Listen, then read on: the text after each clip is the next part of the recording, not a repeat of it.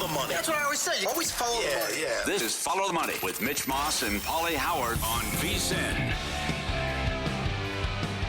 Here we go. Welcome in. It is Follow the Money on VSiN, the Sports Betting Network. Mitch Moss along with Pauly Howard. We're live in downtown Las Vegas from the Circa Resort and Casino. Busy 3-hour program here on a Wednesday. Who's going to win and what's the bet tonight on LSU and Arkansas? We'll go to ESPN Baton Rouge with Jimmy Ott coming up in 30 minutes. David Sampson's going to be awesome in an hour.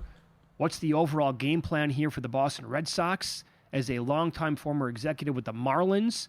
What was his reaction to that big deal? Mike Palm in studio later on. The great Eddie Olczyk, who was fresh off calling the Stanley Cup Final from last night, and Matt Humans a little bit later on as well. So as entertaining and as great as the first two games were, Pauly, between Florida and Edmonton, it turned out to be not even a close series. And I'm stunned by that. And I can remember on the air I was saying, again, pick them to begin with the series price and the way it played out. I'm like, it went to overtime both times. I'm like, these two teams are clearly very even with each other. That was an incorrect comment, the way the series played out, because in the next, I would actually say 3.5 or more than that games, there was one team that was obviously superior, and it was your Stanley Cup champions. I mean, I cannot believe how they completely dominated Edmonton from Game 3 until last night. That was alarming. It's too bad. Game 3, you shut off. Game 3, I muted it and put Press Your Luck Scandal on, the documentary. And then we thought we had something epic here after 3 of the first 4 go to overtime. The incredible comeback by Edmonton. And you're right, 3 blowouts and how it ended. And it goes back to the slow starts and what is going on coming out of the dressing room and no sense of urgency. We wound up 9-0 Florida the last 4 first periods combined. Aggregate, 9-0. What happened? Well, I know falling behind. You know what happened, right? It was your position. Yeah. I mean, if you flip Bobrovsky and Skinner, who wins the Stanley Cup? Yeah.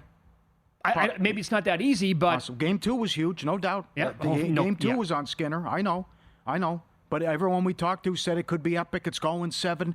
Edmonton's got a shot. I bought in after the miracle comeback to tie it at 2. Going back home, Game 5. The drought continues. Canada hasn't won it since 93. And these guys are just too good. And to go to the finals 3 years in a row, win it back-to-back, they were the one that was supposed to be fatigued and tired. They were the team, not Edmonton. And that's how it worked out and turned out as well, that they continued to jump on them.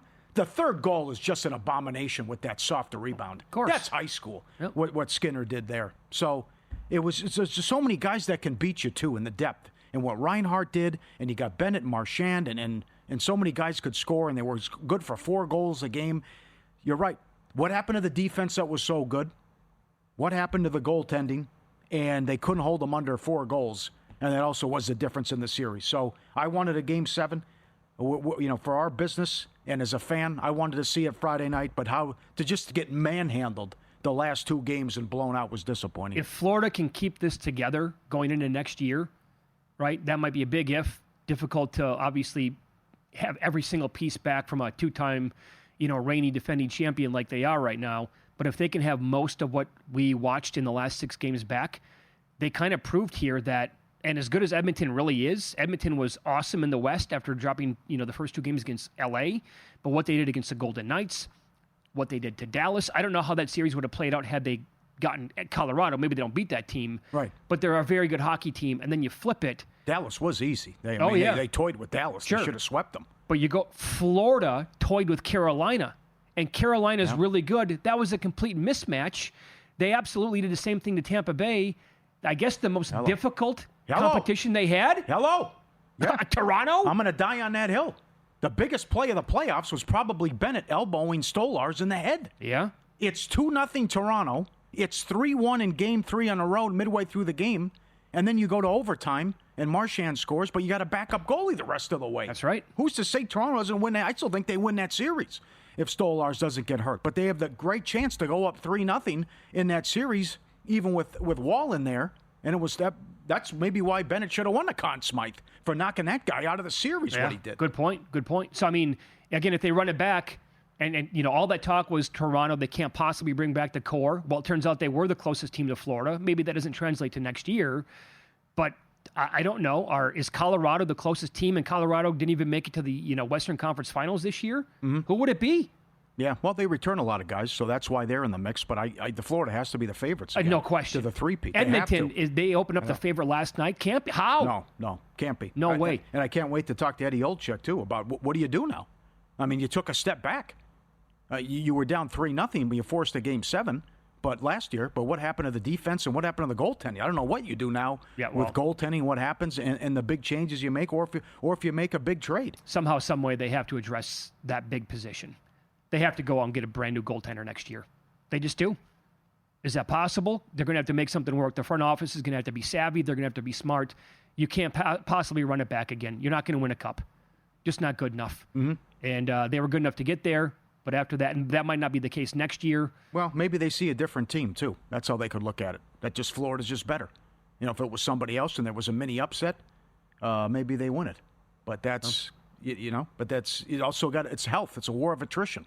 How about how it comes out after the game, how many guys were banged up for Florida and playing with tough injuries, and that's what got them against Vegas.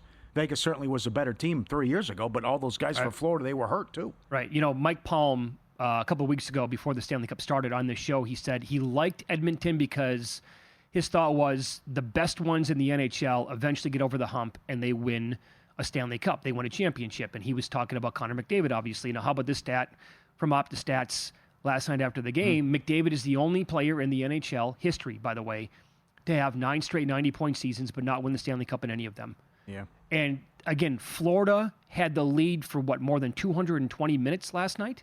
And Edmonton led for 35 minutes in the entire final? That's not close. Again, they kind of tricked us here, I guess, with the first 2 games because it had a chance to be an all-time great series, and it never panned out like that. How about the Corey Perry curse? How bizarre wild. Is that? I know. 5 of the last 6 years, he's been on the team that lost in the Stanley Cup Final. Right. I mean, that's just what a kick to the groin that is, to be that close, and that's five just to do that, to be in position to do that, and you lose every single time. Yep. Did they get it right with the Conn Smythe? I think they did, yes. It was close, but I think that the right guy got it. Here was the official voting for those who missed it. Sam Bennett got 11 of the 18 first-place votes, and he got 7 second-place votes. Brad Marchand got the other 7 first-place votes and all 11 second-place votes. So they were on every single ballot first and second place, but Bennett won because of the 11 first-place votes compared to Marchand's 7 overall. He won 76-68 in total points. It's awarded on a 5-3-1 system. 15 goals, tied for second most in a playoff in the Salary Cap era, and 12 goals on the road. The timeliness of Marchand's goals were amazing, and I don't know, maybe if he scores a goal last night, he wins because Bennett did not. But that is razor thin, and we saw the tickets come in. You pointed this out, Jonathan. Great job by you, Jonathan Davis, as well here on the network, saying that Bennett. And I saw the tickets as high as 100-1 to win the Conn Smythe, so that's a pretty good feeling for a lot of people who had that. Brandon won $21,000. That's a good bet. You had a $750 bet on it. Brian had 30-1. Chris had 30-1. Jerry had 18-1. Keep sending them in, and we'll put you on tomorrow. And it's Mama's Pizzeria with the tip jar tomorrow too on the show. So great job everyone who had it, and thanks to JD as well. Plus there were some vicious beats. How that turned out. I mean, you're right. 110-1 was out there. 39-1. I think Jonathan Davis got 30-1 before the finals. And Reinhart, with the 4 goals, leads the series in goals. How about that? A bad beat if you had Marchand. And Sam Bennett was 23-1 to have a point in every game of the series. He did not have a point last night. Wow. That was tough. There's also what happened last night in the WNBA.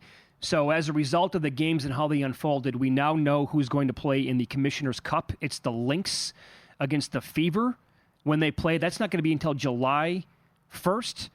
Nafisa Collier had her first off game last night in 19 minutes for Minnesota, and Caitlin Clark had another good game. She's down to plus 250 to win the cup, or to win the MVP. If you think that Caitlin Clark cannot win the MVP, I think that is a reckless thought to have, and maybe even a comment to make. And all you have to do is look at the video that came out last night. What are the other women in this league doing? Why, since day one to not fully embrace Caitlin Clark and how she completely upgraded the level of life you're going to have as a player in this league and how she is treated, like slapped and poked in the eye. She kind of retaliates a little bit, and then two women come in and hit her, and the one girl pushes her down to the ground. You're going to go back to flying on a helicopter to get to your games. You're going to be taking train travel, ladies here. Yep. It's what you cannot possibly, if she's eliminated from the game, good luck. Nobody's going to care. And it goes back to last year with some of the all-time greats of this sport, just killing her with her comments. And it makes no sense. And this is like Tiger Woods when he came on the scene and when he started to take off. Do you have any idea what lifestyle he's given you now as a guy that just completely created something different that we've never seen in that sport before? That's what Caitlin Clark is doing for you. Yeah. The jealousy and treating her like a punching bag, your success and longevity it goes hand in hand with her and coincides with her being around and putting up big numbers. And just look at the ratings. Sure. Before, when she's hurt, what happens when she comes back? And you're going to treat her like that? What everyone has said over the years, and then it's one girl shoving her, the next girl runs into her at the forearm shiver and knocks her down. Beth. The other thing, too, I thought Stephanie White was great, the Fever coach after. Everything's improved about this league except the officiating, which gets worse. They have no control over the game. No clue. None. And then no one's suspended, by the way. After that free-for-all in Donnybrook as well. Yep. All right, become a VSiN Pro subscriber. Get an early bird special here. Full VSiN Pro access until the Super Bowl for $175. NFL betting guide, which is going to be out soon. Daily best bets, exclusive betting splits as well. All you have to do is go to vsin.com/subscribe. Major League Baseball card is up next. What on earth is going on in the Bronx?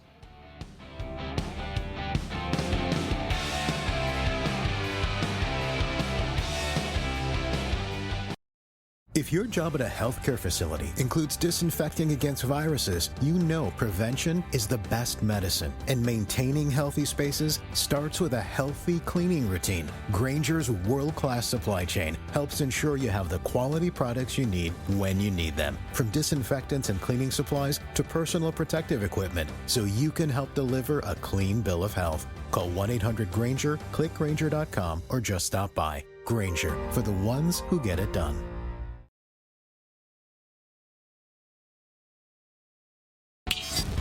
This is Follow the Money on VSiN. Full baseball card coming up tonight. One game in progress. Just started. First pitch in Seattle moments ago between the Mariners and the Red Sox. Good pitching matchup today, Pauly. It's Crochet for Boston going against Castillo. And Brian Wu was awesome again last night for Seattle. 7 strong. And Cal Raleigh, 6 more RBIs and a home run. What's he going to put up? 50 and 110? 50 and 120? 50. Yeah, I would say that he's on pace to blow by those numbers, yeah. Yeah. 27 and 60 right now, yes. There's a lot of baseball left. Is that sustainable for a full year? We'll find out, because you kind of need to see it for a guy to get to like 50, 55 home runs before he actually does it to believe it, But the baseball appears to be dead from a lot of accounts. Balls are dying a lot, not as many home runs overall. Messing with the balls? For sure. Good question for Sampson. Yep. Yeah. And there's also a game going on right now in the College World Series in Omaha, and Louisville is trailing Coastal Carolina 8-1. It's late in that game right now. Coastal will go to the title game. Be 25 wins in a row. Yep. Machine. So later on tonight in baseball, the Pirates are at the Tigers. We had an over in this game yesterday. Tigers exploded 4-7 runs. Skubal is obviously a monster favorite in this game. I'll give you some numbers with him for those who like to play props and maybe his K props, just assuming that it's going to be an automatic over on him today, because it's 8.5 over some plus money. He has had 7 or fewer Ks in 3 consecutive starts. And I went back and looked at every start this year. He has cleared 8.5 Ks in only 5 of 14 starts this year. Now, on the flip side, left-handed starters are 13-4 over their K prop against Pittsburgh on the season, because they can strike out a lot. And for what it's worth, opposing starters here, and it's Haney going tonight for the Pirates, opposing starters are on a 17-3 overrun with their K prop against Detroit. Pretty good. Yeah. But Skubal, pretty good. His numbers are ridiculous, too, what he's done the last 4 games. Is this something where, the first 5 total is 3.5? Again, he allows basically nothing. Would you look at a Pirates team total first 5 under, maybe game under, or would you look at maybe just for the game first 3 under 1.5? Well, no, I don't trust Haney. Okay. I think the Tigers could touch him up. All right. And how a lot of the guys, look at what Baez did. I'm glad I mentioned that. He's so good against lefties, 2 home runs. So that could happen too. Mm-hmm. Can't do it. One prop I like, good write-up from Joe Osborne. Rodriguez outs under. 6-0 to the under on road games. They're in Toronto. We know Toronto's so good. They don't strike out. Great come from behind win last night. But how many pitches will he get to? And certainly that's a big ask. Good breakdown there. I think Rodriguez outs under 17.5. And maybe he gets out of there early, and the Blue Jays get to him, and that game goes at 4 o'clock Pacific. Yeah, we had some pretty good numbers and strong thoughts on Brandon Pfaadt yesterday, and everything that we talked about did go under. So that ended up being a good result. How about the Rockies at the Nationals? Marquez on the year has a 6.62 ERA with a 1.66 whip. Those numbers are actually much worse on the road, believe it or not. The ERA is almost 8 with a whip of almost 1.9. But they're getting Mitchell Parker tonight. His ERA is nearly 2 runs better at home than on the road, but overall in the season a 4.84 ERA. And we've seen this now in the first 2 games. Clearly, the Nationals, they've lost both games, but they were also like priced to the moon against a bad Colorado team. Caesar Sportsbook tweeted this out. Is the quote real where the interim manager said, "Don't let us get hot"? Is that real? Oh, I hope it is. You can't make that up. He's using he's That's stealing your line. He's stealing my big salads now. Yeah, right. Sure, absolutely. Does he listen to the show? But I think that's real. He said, like, don't let us get hot. But this is a team that's lost 10 in a row, and this bad cannot be laying this price. No, they and opened the up. Rockies trying to get 3 in a row against them. Looking at the overnight lines last night, and now it's come down significantly here, but it was touching almost $1.80 on the Nationals. Yeah. Now this is much more manageable here. It's $1.45, and the Rockies, rather than being like plus 160 or maybe even a bit higher, they're plus 130. You still have to take a big gulp here. And if you're going to plug away and go plus 130 at this point on Marquez, you know what I'm saying? Yeah. But I don't disagree with the line move though. At a much bigger number, which what it was last night and maybe a little bit earlier this morning as well. Certainly I agree with the market move here on that one. Yep. Move on Atlanta too. They're up to 195 at DraftKings. Sale against Blackburn. Tough one for the Mets. Blew it in the 8th inning. Mets and under becomes Braves and over. That's brutal. But since May's Sale, 3-1 with a 1.19, 61 Ks last 7. Oh, he's been striking out everybody. 11.94 batters per 9 on the season. That's his highest mark since 2019. The K rate is almost 32%. He's had 4 double-digit K games on the year, including 2 straight. He's had 8 or more strikeouts in 8 of his 14 starts, but all 8 have been in his last 10 starts because he got off to a slow start on the year. I will point this out, however. The Mets are awesome at limiting strikeouts. That includes going against lefties. And I'll give you some notable lefties against the Mets on the year. Recently, Mackenzie Gore last week had 6. Crochet only had 5. Max Fried had 8. That went over. Carlos Rodon only had 5. So I'm not going to bet Sale over his K-prop tonight, even though it's plus money at 7.5. And he has been absolutely on fire. And what do you want to do here with the Yankees tonight? How can this keep happening? They haven't scored a run since Saturday. Yep. 29 innings. But, it's a joke. There's also more to it than that, Pauly. So it's 3 straight shutouts, but they also lost 2-1 in 10 innings on Friday, and they won 1-0 at KC last Thursday. Oh, good call. So that's how bad the run has been here. Yeah. Angels in the top 3 in ROI, by the way, on the season. So here's another team again. You can't be laying 240 here when you can't score. Can't be laying this. I'll point this out with Konowitz. He's got a 5.53 ERA and a 1.59 whip. He walks 4+ batters per 9, 33 overall on the season. His walks prop is juiced at like minus 170, over 1.5. Aaron Judge to walk as low as minus 140. And we did see that against Soriano the other night when Judge was about 140 or 150. Against Soriano was great, but that game went to extras, and eventually Judge did walk twice, and maybe that would be worth a play in the game. But I know that you think Aaron Boone still being the manager here is a complete joke. Yankee fans feel the same way. I know Russo was ripping them today, too, for some of the decisions. Yeah. And Paul, if they're not going to get to Kyle Hendricks, who's throwing like 80 miles an hour, that's inexcusable. Lindor's hitting 400 against Sale. O'Hearn's hitting 444 against Bradley. And Churio's got good numbers against Tyone. Tyone has been on fire. Yeah. Won 5 in a row with an ERA under 2. And I'm anxious, interested to see how the kid from Milwaukee does after the 5 no-hit innings. Just a violent delivery, 6'7" kid. I know Jensen Lewis loves him. When we talked about him before he made his first start, and they took out St. Louis and Gray.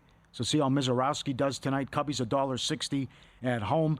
I also like the Reds again. Winner yesterday. Phony numbers. Abbott, that was garbage. Two outs, nobody on. And then throwing error, and then opens the floodgates. So 4 of the 5 runs were unearned. But the Reds rally. Minnesota's lost 9 of 11. Cincinnati's hot. Money on the Reds, I agree with it. And how do you not take the Astros? Severino at home, 0-6 with an ERA of 7 and change in 9 starts, and it's Valdez for Houston. $1.60 only. You can't tell me that, right, this is like a blip on the radar. I get it. If you want to come back and say small sample size, that it is. But to expand on Severino's numbers so far, 6 road starts. So outside of this minor league park in Sacramento, his ERA is 0.93 with a sub-1 whip, and he has allowed a grand total of 0 home runs on the road. At home, you mentioned the 7+ ERA. The whip is 1.56, and he has allowed 6 home runs at home here. Yep. In this small little minor league park, and it's going to be in the 90s at first pitch. It'll drop down into the high 80s. Winds are blowing out again, and Valdez has been on quite the mean streak here lately. I'll give you one more. How about Astros team total in the first 5? Okay. Over 2.5. Really? -110. Juicy. Sign me up. Like that. And a lot of the runs are coming in the first 5 innings here when they play in Sacramento games. Yep. Co-sign on that one. Yeah. Introducing the $500 trifecta from G-Bank, First Bet, and VEASAN. All you need to do is open a G-Bank Visa signature credit card in the first 90 days. Deposit and play through $1,000 at First Bet. To trigger the $500 try, you get $200 in cash back rewards on your G-Bank Visa signature credit card. First Bet will give you a $100 deposit match, and we complete the try with a free VEASAN Pro subscription through August 31st. $200 value. The NFL guide comes out in a couple weeks. The $500 try from G-Bank, First Bet, and VEASAN. VEASAN.com/G-Bank. VEASAN.com/G-Bank. One-time promotion limited to customers opening a new account. Apply today. Terms and conditions apply. Go get it. Very busy program today. In about 35 minutes, David Sampson is going to join the program. Former, longtime Marlins president on the show. What are the Red Sox thinking? And we'll expand on the Knicks as well. I said on the air the next day after Thibodeau was fired by New York, I don't think they have a game plan. Like, if they don't have the next guy lined up who they want to be his predecessor and take over as the head coach, it's a complete flop. And it's way worse than I ever imagined.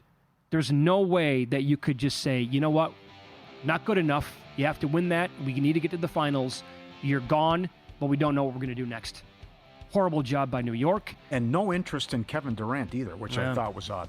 We will discuss the College World Series up next. Jimmy Ott, ESPN Baton Rouge. Does he agree that the Razorbacks are favored in this game tonight?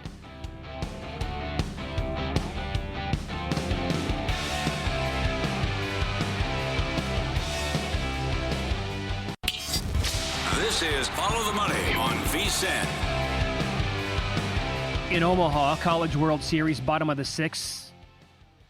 Coastal Carolina on top of Louisville, 8-3. Cardinals put on a couple to get back into this game a little bit closer anyway. And right now, the live line, Coastal Carolina is -50,000. Louisville is 25-1. You can grab plus 5.5 runs at plus 102 right now. Or if you think they can get back into it here and Coastal might match them, the total is 14.5, Pauly. Over is juiced like 40 cents. And we'll talk more about the College World Series here as Jimmy Ott joins the program now. He loves this event, and he's with ESPN Radio in Baton Rouge, and he is on the Progressive guest line. Jimmy, good to talk to you today. How are you? Mitch and Pauly, man, great to be with you, man. So I'm not sorry I missed you guys in Omaha. I'm glad you got a little taste of sort of how things are in the SEC. Yeah, yes. it was pretty awesome. Not going to lie, as we kind of thought, going into it. Has it been a profitable? You love betting the sport as well. Has it been a profitable college tournament and College World Series for you? Yeah. For the most part, the one round that got us was the opening round, the regional round, and man, you had 4s upsetting 1s. You know, some of the regionals that we thought were automatics, like Eugene with Oregon, they get upset. They don't even win a game. Yeah, highly controversial call on their game 1 against St. Mary's on that Friday night. But that was the one where it kind of flipped, you know, with all the chalk hitting in March Madness. And we know, you know, when Alabama's best players from Ohio and Florida's best players from Iona and so on. So it's harder for Cinderella to kind of, you know, keep it going in college basketball. But they flipped the script, man. This is way more of a chalk event normally, not the case in the regional round. Supers, a little bit kind of a predictable. Coastal, we've known about them. They are legit. The Sun Belt, they were 26-4 in the Sun Belt. They dominated. They came in with the long winning streak. And you know how hard it is to get a high RPI from a mid-major. Mm-hmm. Their RPI right now is number 1 in the country. So there was no surprise they went down to Auburn and beat them. Auburn had won all 5 SEC series at home. Auburn had never lost 2 games in a row at home. Coastal did exactly that. And now with this comfortable lead here, they get to save Morrison. He's the Sun Belt Pitcher of the Year. He's 12-0, shoved it down Oregon State's throat on Sunday night.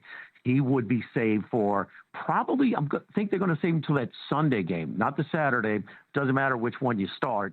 I think he'll be there for the Sunday game, but he will be fresh and ready to go. And this Coastal team, they're not, the odds makers don't think they're on par with LSU and Arkansas, but book it, they are. They're legit. They were plus 650. They were plus 650 entering the tournament, entering Omaha. We jumped on them at that point, and so got some value right now as they look like they're ready to punch their ticket for the second time to the championship series. Oh, they have been absolutely awesome. Okay, so you answered that question. If you think they're good enough to win the whole thing, and clearly you think they are, what do you make of the betting number tonight? LSU, they have been dynamite. The fans showing up. Coming out of the woodwork as they always do in Omaha now, and it was awesome to see in person last week. And Arkansas is favored like minus 130. They have to have the game. LSU does not have to have the game. So you think that minus 130 is about the right number tonight here in this matchup? Hey, it's funny because Arkansas loses the first game, so they're in elimination games immediately. And so their pitching is going to be taxed. Both of these pitching staffs are good and they're deep. But having to play that extra game, that has been neutralized a little bit because the rain came in the 4th inning when starter. And it's Anderson and Ianson, a 1 and 1A. Anderson's going to go 1 or 2. He was a phenomenal again Saturday night against Arkansas. Ianson, a little shaky early, but settled in. He only threw 40 pitches, so they wanted to get more of him. And then Evans, who's their ace, here's the guy who struck out 9 batters in a row in the final game against Little Rock, the do-or-die game, where, again, another underdog. How about that? Little Rock won back-to-back games at 7.5-run dogs in Baton Rouge. So, I mean, much less the money line. But Evans struck out 9 in a row. He came in again last night and finished off UCLA. He's probably not available. Anderson's not available tonight. And Ianson may be only in relief, we think, in 7th inning on.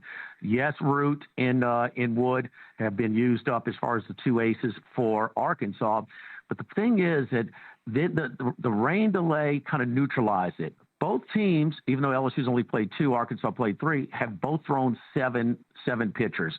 I think Arkansas is getting more and more comfortable at the plate with every game as they, because they looked a little jittery for about the first 15 innings at the plate, but they get more and more comfortable. SEC Player of the Year, he went oppo in his first at bat in Alea and had another long triple. So I like Arkansas tonight, but then that would force LSU to come back with Anderson, and he's not. I would be shocked if he loses.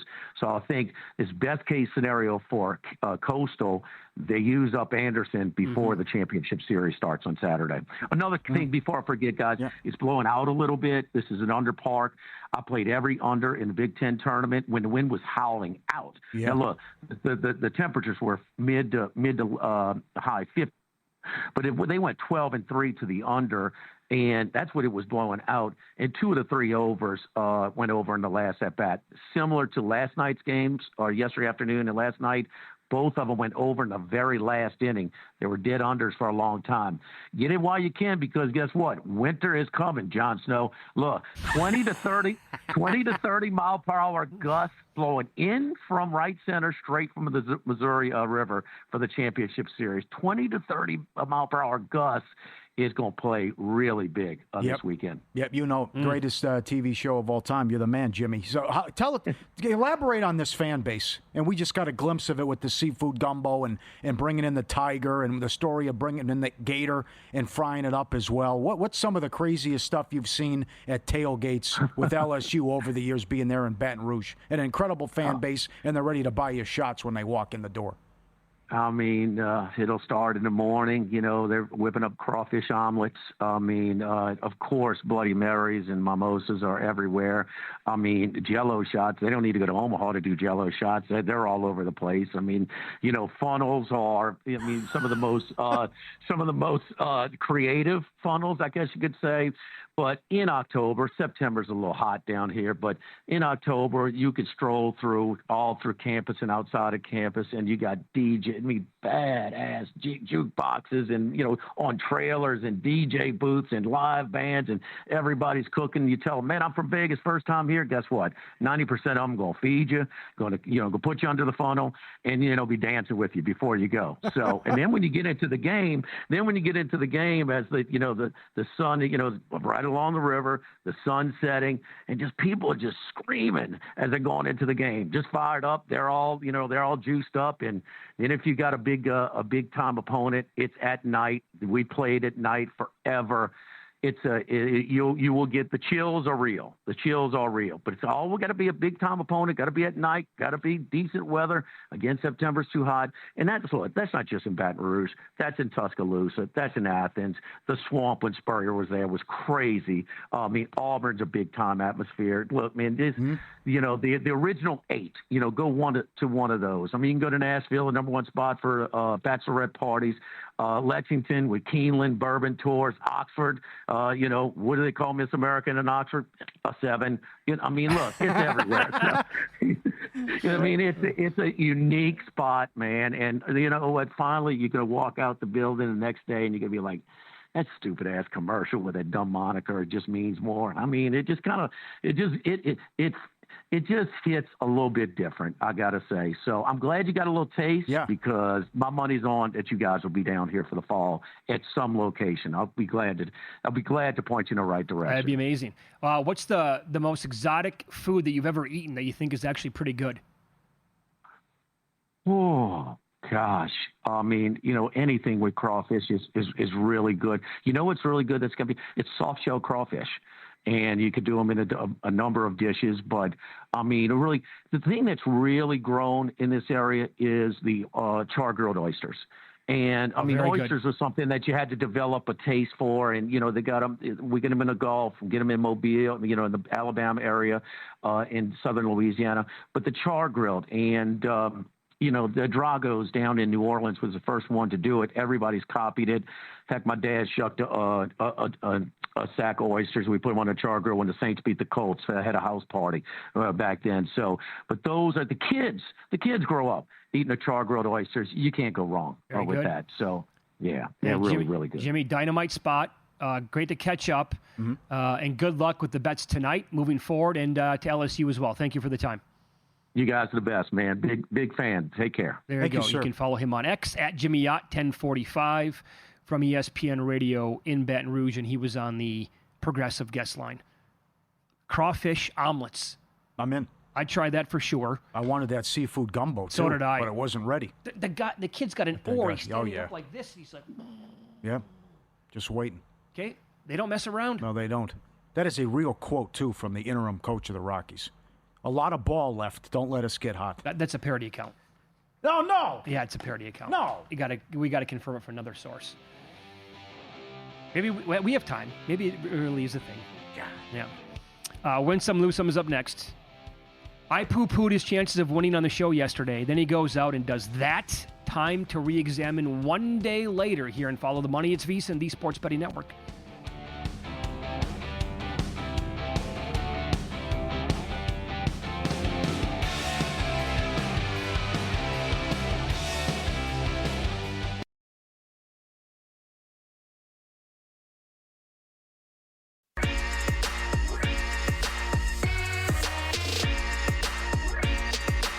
Win Some, Lose Some is sponsored by the Sharp Plays. Were you a winner last night? Wow, winning. Or was was it a rough one? Well, they can't all be winners, can they? Loser! You're a loser! Pauly Howard recaps the night in sports betting in Win Some, Lose Some. Lot to recap as the season's over. We start with Game 6. Corey Perry shots on goal prop went 6-0. He got it early in the first period. Ekholm blocks went over as well. 13-1 over-run to close with that prop. All 6 first periods went over in the Stanley Cup. Goal in the first 5 plus 190. Florida, the first team with 2 goals in the first period in all 6 games. Empty net goal by Florida plus 250. Exact score 49-1. Kachuk anytime plus 220. Reinhart first goal 12-1. 2 goals 16-1. Podkolzin anytime goal 15-1. Most shots on goal Wallman 60-1.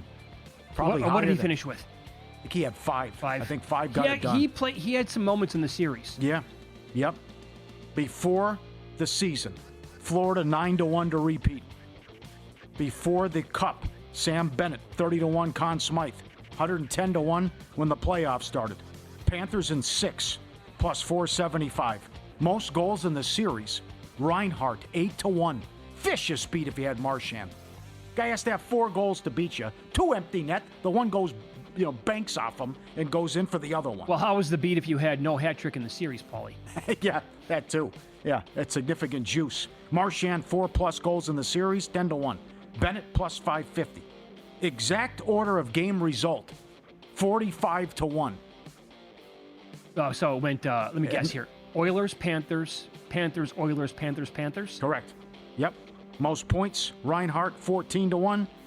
USA has won 31 cups in a row. Did you see Alt goals at all last night? That I 2.5, that one I 3.5? missed. Yeah, big price, yeah. Yeah. Imagine if that would have gone over again too, with the shenanigans. Rockies plus 170. Angels 2-1. Soto to go deep 4-1. And breaking news, free Karen Reed, not guilty. I know Richie's got a little party going on at Dead of Mass. That just came in as well. Was that the right decision? You were all over this. It was the right call. Okay. And if you watch the documentary on HBO, they got it right. She has a hell of a defense team. Subscribe. Is the documentary worth watching? Yes. Okay. Yes. Subscribe. Good job, Luke. He concur. Subscribe. Be part of the team. vsin.com. Our radio and podcast friends. You always want to see these tweets and videos. At Pauly Does Vegas on Instagram. Send them in. We'll put you on. Pool time. First day. Let's go. Pool's open. Dogs come in. There's got to be 30 of them here. Some of them go pity patter, right?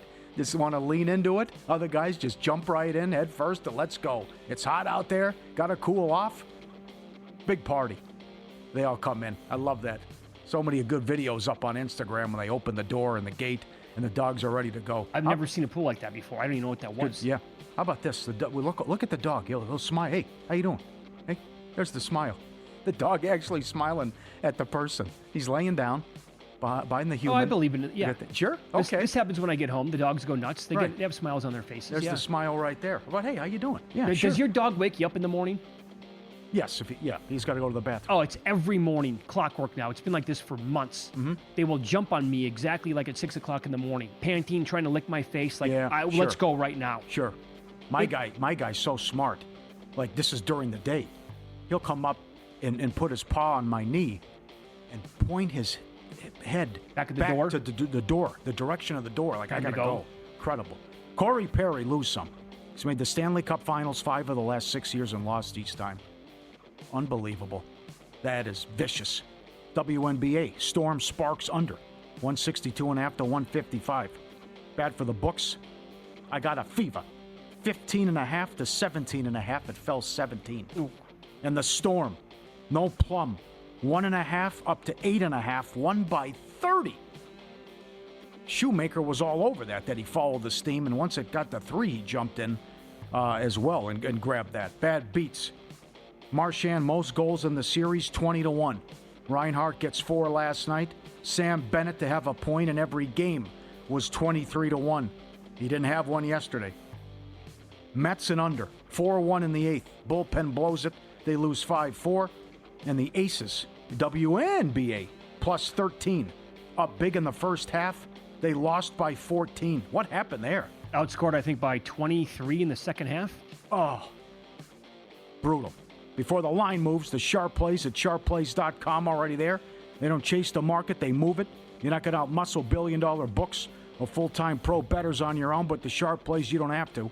Powered by cutting-edge AI and trusted insider sources, the Sharp Plays delivers the edge that serious bettors rely on. Free betting reports, real-time alerts, and market-moving insights delivered right to you via email or X.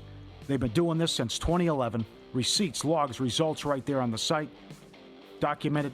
SharpPlays.com.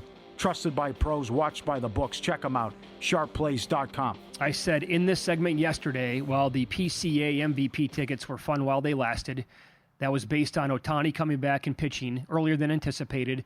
And Ohtani, because of that, even though he was not great in that one inning against the Padres the other night, he moved to a $6 favorite to win the National League MVP. And I said it's going to take an Ohtani injury. I still kind of think that it's going to. But later on in the evening, Pete Crow Armstrong for the Cubs put on quite the display. He not only hit a solo home run to lead off the bottom of the eighth inning, that was on the heels of the top of the eighth inning, where he made just this majestic play in center field to save, it would have been a double, who knows, maybe a triple, but he comes flying in and somehow makes that catch like in left field. And I don't watch every Cubs game, but I've seen enough of him play this year to know how good he is defensively, but evidently he does something like that almost every single game. And his defensive numbers, like at Fangraphs, are astronomical. They're through the roof, and his WAR overall is bonkers high, right there with Ohtani, and he's like behind Judge and Raleigh, I think, for the best in all of baseball. The numbers are still the same, but he did that last night. And again, people are making the case in Chicago like they've never seen anything like this. And if they're a first-place team, they have the highest run differential in baseball. Yeah. And if they're a first-place team at the end of the year, if he continues to do this, like he needs to be in the conversation to win the award. Come on, get there. And dare I say, Ohtani fatigue? Can I do it? Is that a thing? I think people love Ohtani.